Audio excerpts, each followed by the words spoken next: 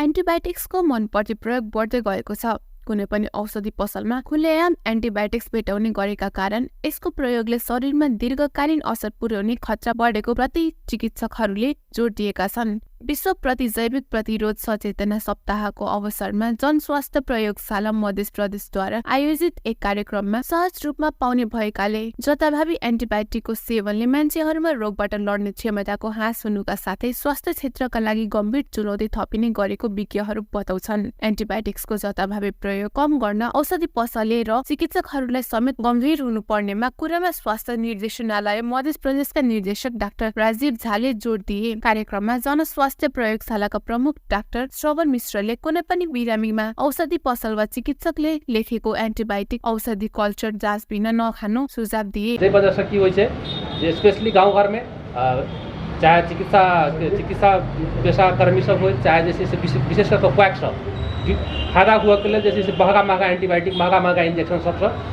बुखार एक देरी शुरू करे छथिन। ताहि कारण से की होइ छै कि पेशेंट के पैसा तो खर्च भेबे केले आ पेशेंट के तक बुझाई छै जे हमरा जल्दी ठीक भ गेल, 3 दिन के बदला 1 दिन में ठीक भ गेल, लेकिन लंबा समय में जाकर एखन जे ई बात सब एंटीबायोटिक रेसिस्टेंस के बाद में की होइ छै कि कोनो भी एंटीबायोटिक नहीं काज करे के अवस्था आबै छै। हम सब MBBS पढ़ के दौरान में ओहिठाम चितवन में रही तो ओहिठाम मेडिकल कॉलेज में 2-3 टा नर्स सब में अहिना ओहिटा में टाइफाइड के रहे चितवन में फैलल पूरा। तो जैसे से देखल गेलै तो बुखारे नहीं ठीक हो तो अंत में जैसे जब कल्चर रिपोर्ट अल तो देखल कि जते भी एंटीबायोटिक रहे में टेस्ट का सारा रेसिस्टेंट हो। अंत में चिकित्सा पेशा में भेला के बावजूद ओहिठाम बड़े बड़े प्रोफेसर फिजिशियन सबके भेला के बावजूद हुनका सबके जान के क्यों नहीं बचा सकले। एहन अवस्था सबके संगे आबि सकै। ओहिमे मुख्य कारण एक हम कहूँ दवाई दुकान वाला बात, ताहि संगे संगे चिकित्सक अथवा स्वास्थ्यकर्मी सबके सेहो जे छै से जे एंटीबायोटिक शुरू करऽ से पहले वास्तव में जैसे से कौन एंटीबायोटिक काज करते देखिए कल्चर के रिपोर्ट कहे छै, कल्चर सेंसिटिविटी रिपोर्ट से नेपाल में जैसे से आधा मतलब जैसे से आधा चिकित्सक के मात्रे पहुँच में है। कारण ये अब हर जगह में जैसे जांच उपलब्ध नहीं है, चाहे जैसे से पैसा के हिसाब से पेशेंट के लिए महग से पेशेंट सब खराब में सक्षम नहीं है। तो एहि कारण से जैसे से मुश्किल से 20% पेशेंट के मात्रे जैसे से कल्चर सेंसिटिविटी बात के अनुसार एंटीबायोटिक चलाल जाए, नहीं तो अंदाजी के भर में विशेष करके हम अहाँ सब जाने छे। अब एखन जेना कि मौसम चेंज भेलै तो वायरल जैसे से बुखार सब दिखाई देते, लेकिन जखने दवाई दुकान में जेबै चाहे जैसे से चिकित्सको अथवा चिकित्सा कर्मी लग में जेबै वो सब एंटीबायोटिक देथिन। लेकिन वैसे की होइ छै वायरल में तो एंटीबायोटिक देबै तैयो नहीं देबै तैयो देबै तो जैसे से 7 दिन में ठीक हेतै, नहीं देबै तो 1 हफ्ता में ठीक हेतै। कहक मतलब एकर कोनो काज नहीं है। एकर अर्थ की छै जे एकर जैसे से कोनो काज नहीं है से कहल जाइ छै वायरल इन्फेक्शन सब में।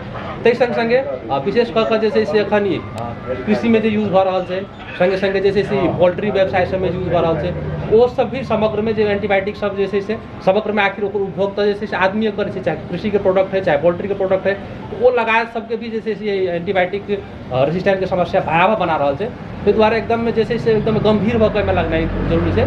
वही गंभीर में भऽ लगनाइ संगे संगे मान लिया हमारा यहाँ सबके बॉर्डर खुला है नेपाल में, अगर काल्हि के दिन में टाइट करना जरूरी है, टाइटो भऽ जेतै तो की हेतै जे हम अहाँ बॉर्डर पर से ओहि पार से जाकर दवाई कीन के आबि खा सकै छी एंटीबायोटिक। तो वही सब लगात के चुनौती है, लेकिन एहि चुनौती सबके बावजूद एकरा जैसे से कंट्रोल करे के बाहर के विकल्प नहीं है। कंट्रोल अगर हम अहाँ नहीं करबै कुराहरू खास गरिकन ह्युमन हेल्थको कम्पोनेन्टमा उहाँले चाहिँ कुरा राखिसक्नु भएको छ र हाम्रो माइक्रोबायोलोजिस्ट सन्तोष यादवज्यूले पनि यसमा चाहिँ आफ्नो एउटा प्रस्ट्याउने काम गरिसक्नु भएको छ। र यो वास्तवमा हेर्ने हो भने यो हामी एन्टी माइक्रोबियल रेसिस्टेन्सको कुरा गर्दाखेरि मेजर रूपमा 3-4वटा कम्पोनेन्टको कुरा हुन्छ। एउटा भनेको ह्युमन हेल्थ भन्छ। ह्युमन हेल्थ भनेको हामीले एन्टी माइक्रोबियल प्रेस्क्रिप्सन गर्ने कुराहरू, चिकित्सक साथीहरूले एन्टिबायोटिक प्रेस्क्राइब गर्ने कुराहरू र औषधि पसलले औषधि दिने कुराहरू भनेर यो सबै चाहिँ ह्युमन हेल्थको कम्पोनेन्ट भित्र पर्छ। दोस्रो कम्पोनेन्ट हाम्रो आउँछ एनिमल हेल्थको, जहाँनिर हामीले यो पोल्ट्रीमा युज हुने फिडहरू जसमा चाहिँ एन्टी माइक्रोबियलको युज गरेर उहाँहरूले आफ्नो प्रोडक्सन राम्रो होस् र त्यसमा चाहिँ कुनै किसिमको इन्फेक्सन ब्याक्टेरियल इन्फेक्सनहरू नहोस् भनेर उहाँहरूले त्यो फिडमा राख्नुहुन्छ। र तेस्रो कम्पोनेन्ट भनेको हाम्रो अस्पतालबाट अथवा स्वास्थ्य संस्थाबाट निस्केको फोहोर जन्य पदार्थहरू र हाम्रो नेपालभरिकै प्रयोगशालाबाट हामीले कल्चर टेस्ट गर्दाखेरि निस्केको माइक्रो अर्गानिजमहरूको सही रूपमा व्यवस्थापन भएन भने पनि त्यो कारणले पनि यो हामी त्यसलाई भन्छौँ इन्भाइरोमेन्टल कम्पोनेन्ट। यो 3टा कम्पोनेन्ट र सँगसँगै यो फुडको पनि कुरा आउँछ र अर्को चाहिँ यो एन्टिमाइक्रोबियल युटिलाइजेसनको कन्सेप्ट आउँछ र युटिलाइजेसनमा कुरा गर्दाखेरि जेनरली हाम्रो डिडिए र हाम्रो फार्मेसीका साथीहरू पर्दछ र यसमा चाहिँ यो पुरै संसारभरिमा ग्लोबल लेभलमा हेर्ने हो भने WHO को यो 6वटा चाहिँ भनौँ न हामीले ग्लोबलाई नै डिभाइड गरेका छौँ र त्यो मध्ये हामी चाहिँ यो साउथ ईस्ट एसिया रिजनमा चाहिँ हाम्रो नेपाल पर्दछ र यो हिसाबमा हाम्रो कन्सर्न चाहिँ यो एन्टिमाइक्रोबियललाई घटाउने हो।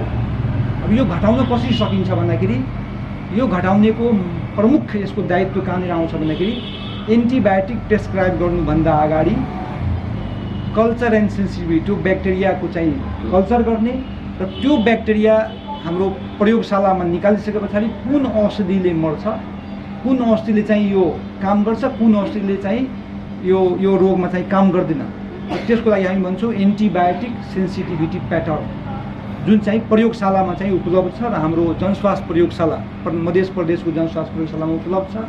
सँगसँगै हाम्रो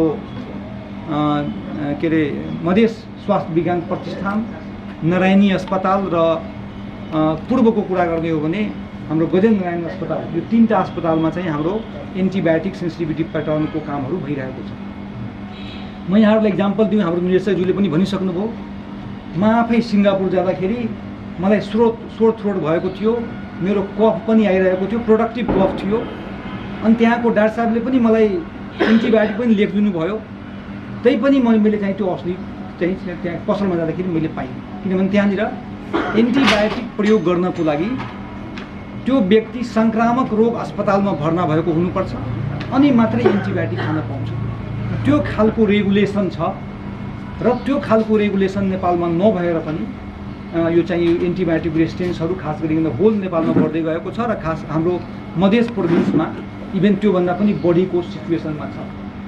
अर्को म इक्जाम्पल दिउँ यहाँलाई। उनले मानिस बिरामीमा मात्र नभए पशुपन्छीको आहारा, स्वास्थ्य संस्था वा प्रयोगशालाबाट निस्केको फोहोरजन्य पदार्थबाट समेत एन्टिबायोटिक अर्थात् प्रतिजैविक प्रतिरोधको खतरा बढी रहेकाले त्यसको नियन्त्रणका लागि सम्बन्धित निकायले ध्यान पुर्याउनु पर्ने तर्फ सचेत गराए। विश्व प्रतिजैविक प्रतिरोध सचेतना सप्ताह कार्यक्रम अन्तर्गत स्वास्थ्य निर्देशनालय र जनस्वास्थ्य प्रयोगशालाद्वारा सर्वसाधारणलाई चिकित्सकले सल्लाह बिना एन्टिबायोटिक औषधि प्रयोग नगर्न र चिकित्सकहरूलाई कल्चर जाँच बिना एन्टिबायोटिक औषधि प्रेस्क्रिप्सनमा नलेख्ने सहितका सचेतना सहित जागरुक बनाउने कार्यक्रममा आयोजना गर्ने भएको छ।